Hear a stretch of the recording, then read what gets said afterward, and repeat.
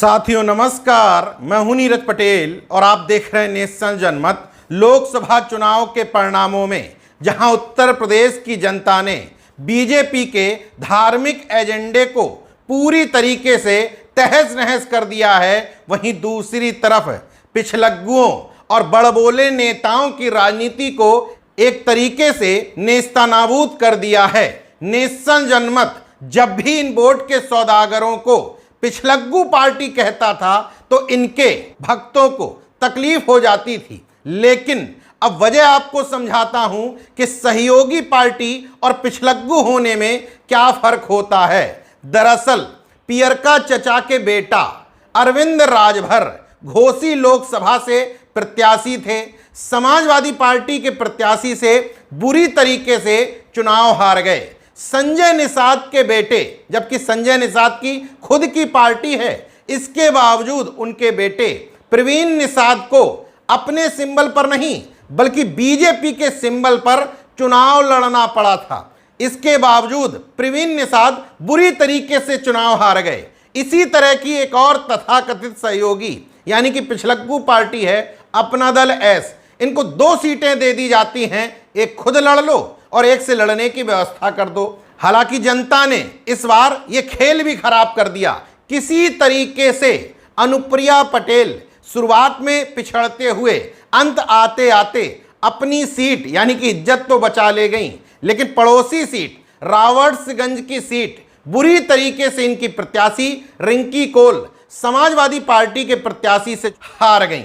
अब इन तीनों को लेकर के मैंने पिछलग्गू शब्द का इस्तेमाल क्यों किया, वजह स्पष्ट है। ओम प्रकाश चचा यानी कि बड़बोले चचा के नाम से जाने जाते हैं। ना उनको और ना ही संजय निषाद को एनडीए की दिल्ली मीटिंग में बुलाया गया। यानी कि जब तक तुम काम के हो तब तक तो तुम एनडीए में शामिल हो, जब काम के नहीं हो तो दूध में पड़ी मक्खी की तरह निकाल करके बाहर फेंक देंगे। यही सहयोगी और पिछलग्गू में अंतर होता है। अनुप्रिया पटेल अगर अपनी सीट ना बचा पाती तो यह संभव है कि वो भी एनडीए की मीटिंग में शामिल करने के लिए ना बुलाई गई होती, लेकिन सांसद बन गई हैं। इस समय जरूरत भी है सांसद की, तो मीटिंग में बुला लिया। बड़बोले चचा और संजय निषाद को यूज एंड थ्रो की राजनीति के तहत निकाल करके फेंक दिया। पत्रकार पूछ रहे हैं पियरका चचा से, जो बड़बोलेपन के लिए जाने जाते हैं, कि क्यों नहीं गए दिल्ली, तो सुनिए क्या कह रहे हैं। बड़ी बैठक चल रही है एनडीए की, सभी एनडीए घटक दल शामिल हुए हैं, आप नहीं गए, नहीं गए। हम लोग सूचना नहीं है, क्या वजह? कोई वजह नहीं है, सभी दल पहुंचे हैं। अरे कोई वजह नहीं है, सूचना होगी तो जाएंगे, हम लोग हैं साथ में। अब बड़बोले चचा सोच रहे हैं खुद को अकेले बेइज्जत क्यों करवाया जाए, तो उसी में आगे बता रहे हैं कि मुझे अकेले नहीं, संजय निषाद को भी नहीं बुलाया गया। तो एनडीए घटक दल हैं बिल्कुल हैं। बाकी सब सारे पार्टीज पहुंची हुई हैं वहां पर। अपना दल से अनुप्रिया पटेल भी गई हैं। संजय जी तो अभी यही हैं। संजय निषाद और 2 लोग नहीं गए। सूचना नहीं है हम लोगों को। लोकतंत्र और वोट बैंक को मजाक बना देने वाले इन लोगों से जनता किस हद तक नाराज थी उसका उदाहरण समझिए। घोसी लोकसभा में वहां समाजवादी पार्टी के प्रत्याशी थे राजीव राय। उन्होंने पियरका चचा के बेटे अरविंद राजभर को 1,62,943 मतों के भारी अंतर से पराजित किया है। वहीं संत कबीर नगर में प्रवीण कुमार निषाद की इतनी हैसियत नहीं थी कि संजय निषाद पार्टी बनाए हुए हैं, अपनी पार्टी के सिंबल पर चुनाव लड़वा दें, तो बीजेपी के सिंबल पर चुनाव लड़वाना पड़ा। प्रवीण कुमार निषाद 92,170 मतों के भारी अंतर से पराजित हुए हैं। वहीं तीसरी पार्टी अपना दल एस रावर्ट्सगंज सीट, जहां 1,29,234 मतों के भारी अंतर से हार गई, वहां छोटे लाल खरवार समाजवादी पार्टी के प्रत्याशी जीते हैं। वहीं खुद अनुप्रिया पटेल, जिनके चुनाव का अंतर 2 लाख 2.5 लाख हुआ करता था, इस बार वो अंतर घट करके महज 37,810 पर आ गया। शुरुआती कई चरणों में अनुप्रिया पटेल बुरी तरीके से पिछड़ रही थीं, लास्ट आते आते महज 37,810 वोटों से जीत पाई। अब जीत गई और जैन चौधरी के भी 2 सांसद जीत गए, तो एनडीए की मीटिंग में बुला लिया गया, वरना एनडीए से इसी तरीके से निकाल करके फेंक दिया जाता जैसे पियरका चचा और संजय निषाद के साथ किया गया है।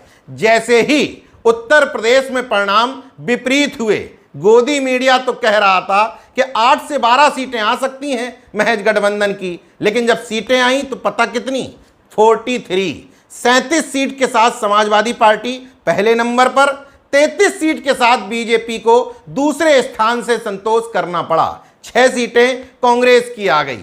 इसलिए मैं इनके पोल को तुक्का पोल कहा करता था। हालांकि जब उत्तर प्रदेश में सीटें घट गईं, मोदी योगी के शासन को जनता ने नकार दिया, तो संजय निषाद भी कहने लगे मेरा बेटा जीत जाता, लेकिन बीजेपी के कार्यकर्ताओं ने हरा दिया। पियरका चचा भी कहने लगे कि बीजेपी के खिलाफ जो संविधान और आरक्षण खतरे में है का मुद्दा चला, उससे बीजेपी पार नहीं पा पाई।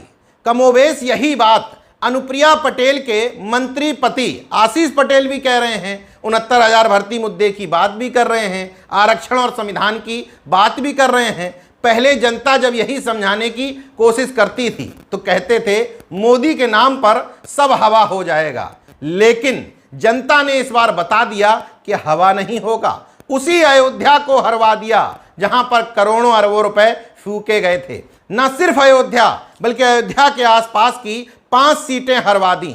मुझे किसी की जीत हार में कोई इंटरेस्ट नहीं, लेकिन लोकतंत्र की बेहतरी के लिए जरूरी है कोई भी अपने आप को शहंशाह या तानाशाह ना समझे। उसको ये पता होना चाहिए कि लोकतंत्र में जनता ही असली मालिक होती है। इस बार न सिर्फ उत्तर प्रदेश बल्कि पूरे देश भर में जो जनादेश दिया है, उससे बड़े से बड़े तानाशाह की अकड़ ढीली पड़ गई है।